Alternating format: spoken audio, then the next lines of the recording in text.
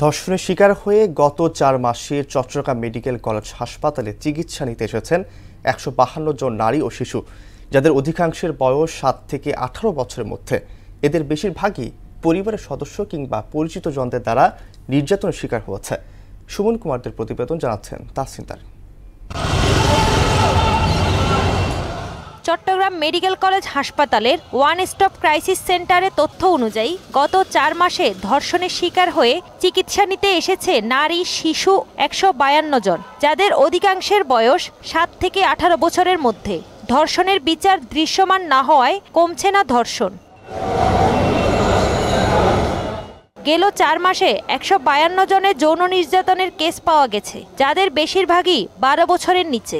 আর এদের প্রায় সবই পরিবারের সদস্য বা পরিচিত জনদের দ্বারা নির্যাতনের শিকার হয়ে থাকে। আমাদের গবেষণার মধ্যে সর্বনিম্ন বয়স ৯ মাস, আর সর্বোচ্চ তো কোনো এজ লিমিট নাই। আমরা 50-55 পর্যন্ত পেয়েছি।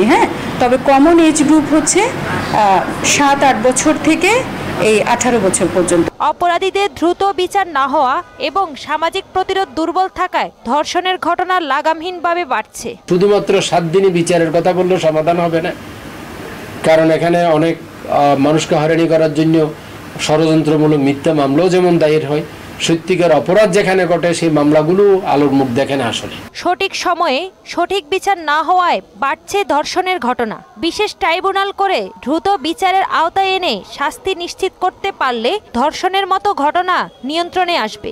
বাংলাদেশে বর্তমান সময়ে সবচেয়ে বেশি যে অপরাধটা মাথাচাড়া দিয়ে উঠেছে সেটা হচ্ছে ধর্ষণ। বিশেষ করে শিশু ধর্ষণ, পুরুষ শিশু, নারী শিশু, কেউ নিরাপদ না।